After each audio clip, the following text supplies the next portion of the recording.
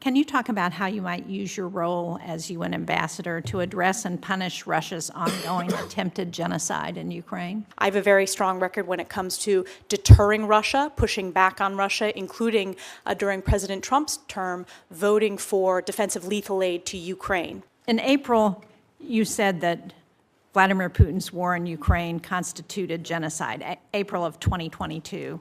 You called for the delivery of security assistance to Ukraine. How will you make sure that the work of the UN is understood to help advance U.S. interests around the world? And more important, how can you help convince members of Congress who are skeptics that our contributions and leadership in UN agencies must continue in order to prevent China, Russia, Iran, and other U.S. adversaries from assuming these roles?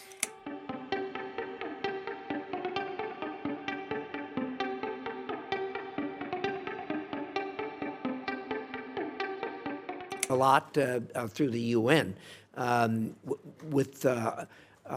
In doing that, the UN has hired, for instance, UNRWA to do it, an organization I don't want anything to do with. I don't want any connection to UNRWA, and yet here we are working with them. So I think there's a lot of things that we can do to start with that will ratchet down the number of people that are clogging the New York streets up there with employees from other places, and make it a mission that's our own. Your thoughts?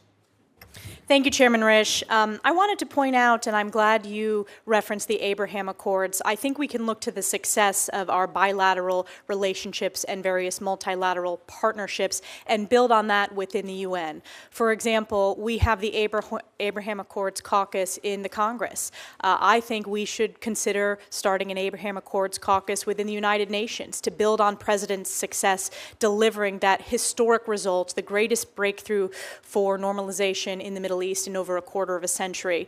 I do share your commitment, Chairman Risch, to being good stewards of U.S. taxpayer dollars and ensuring all of our investments to any foreign policy strategy, and this goes hand in hand what Secretary Rubio testified, represents our American interests. Does it make America safer? Does it make America stronger? And does it make America more prosperous? So I hope to work effectively with this committee, our oversight members and our appropriators to ensure that we deliver reform and ensure that each dollar is going to strengthen our national security. I think we can look to the programs that are successes, which typically have strong American leadership and voluntary funding. One example is the World Food Program, which has significant bipartisan support on this committee in both chambers of Congress, and it's supported by the American people.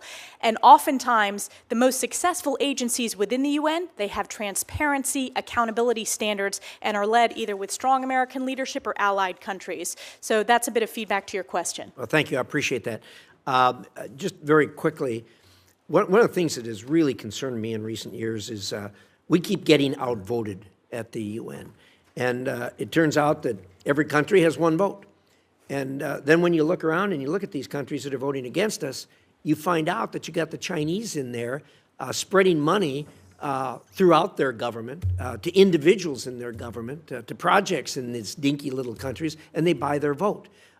This is a real problem, and it's a kind of thing that gets us to the point where we can't even get a resolution that condemns Russia for their invasion of Ukraine in absolute violation of the foundations of the United Nations. And when the Secretary General comes to see me, I always crank on him and say, look, you guys can't even get a resolution condemning this. What are you doing for us? How are you making this work? And I get a word salad in response. Your thoughts on this problem with the Chinese buying off these smaller countries? It is no question, Chairman Risch, that the CCP has made significant inroads. This is a long-term strategy that they have at the United Nations, and we need to have strong American leadership working with our allies to push back on this. As you pointed out, every country, no matter what its size, gets one vote. I believe we need to have a strategy to push back, particularly on the CCP's inroads within the global south and even within the Western Hemisphere. I think we need to build on our, as you said, bilateral partnerships and make sure they understand the importance of a two-way partnership with the United States. I also think that the personnel strategy of the CCP has been of particular concern within the UN. Clearly. China has made inroads in placing CCP leaders and Chinese diplomats in positions as head of various sub-UN agencies, but also at the most junior level. So we need to have a human capital strategy working with our allies to push back on that. I appreciate your thoughts in that regard, and I certainly have no objection to countries having a vote. What bothers me is that the corruption and the fraud when the Chinese buy off that vote with money is just flat wrong. Thank you for your thoughts. Senator Shaheen. Thank you. Again, Congresswoman Stefanik, welcome, and thank you for your willingness to continue to serve this country and for your past service in the House. While I think we would all agree that the UN is not perfect, it is a force multiplier for the U.S., and it's a prime example of global burden sharing in times of crisis. I was pleased to see that the Trump administration will maintain this position, U.S. Ambassador to the United Nations, as a cabinet-level position. Now, you've talked a little bit about this already in your responses, but how will you make sure that the work of the UN is understood to help advance U.S. interests around the world? And more important, how can you help convince members of Congress who are skeptics that our contributions and leadership in UN agencies must continue in order to prevent China, Russia, Iran, and other U.S. adversaries from assuming these roles? Thank you so much, Ranking Member Shaheen. I appreciated our opportunity to visit ahead of time. I will start with your question related to how we convince the American people and elected officials of the importance of investments. I think, as I pointed out to Chairman Risch, doing a review of all of our dollars going into various UN agencies and looking at what are most effective. Typically, UNICEF is another example, in addition to World Food Program. We voluntarily commit, it maintains bipartisan support, and it delivered significant results for millions around the globe, and it strengthens our national security. So when it comes to those key questions, does it make America safer, stronger, and more prosperous? I believe those are examples of programs that do. I clearly think there are certain programs that are not meeting the mission of the UN, the founding principles. UNRWA is an example, and we will likely have a policy disagreement upon that.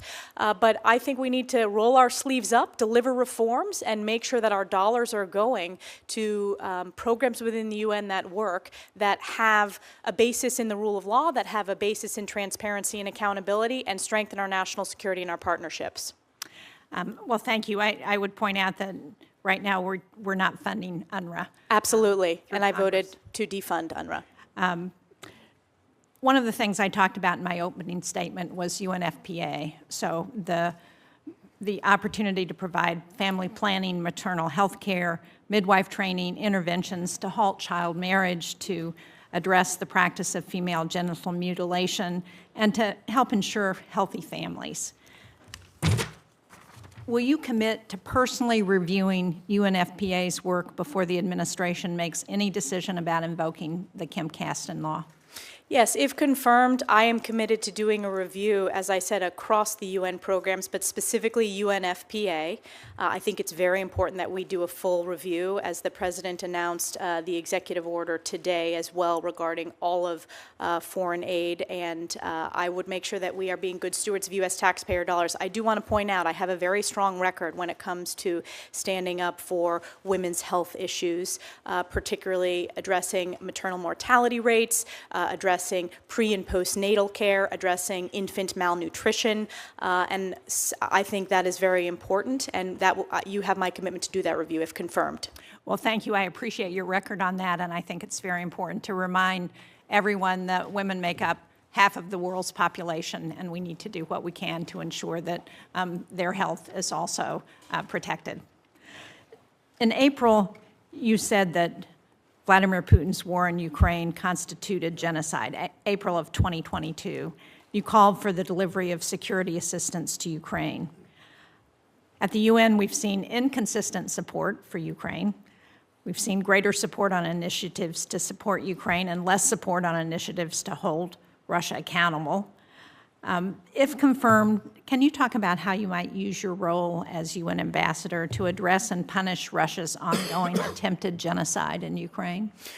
I support President Trump's commitment to bringing this war to a resolution, to stop the killing, and he campaigned on that issue, and he feels very deeply, and I support that. And I believe it falls squarely in line with the founding mission of the United Nations to bring international peace and security. If you look at my record over the course of my time on the House Armed Services Committee and the House Intelligence Committee, I have a very strong record when it comes to deterring Russia, pushing back on Russia, including during President Trump's term, voting for defensive lethal aid to Ukraine. I believe peace through strength is our strongest deterrence, and I'm very proud that during President Trump's first term, it was the only president where Putin did not invade another country because of that strong peace through strength leadership and the rebuilding that we passed through the National Defense Authorization Act and President Trump signed into law. So I think our effort should be my effort will be supporting President Trump's mission to bring that to a resolution and to deter Russia in the long term. And so how do we hold Russia accountable for some of the human rights abuses that have happened in Ukraine, for their destruction of infrastructure in the country, for the lives that are lost? Clearly, this is a war that is only Vladimir Putin's initiative that has started. So are there things we can do at the UN that will hold Russia accountable? Certainly, it's going to be important to support President Trump's approach with his special envoy to address and bring that to a resolution. And I will work with the National Security Council and my colleagues in the cabinet who sit in the national security spaces to use this position at the United Nations to support his strategy and give him maximum flexibility to bring this to a resolution. Thank you. Thank you, Mr. Chairman.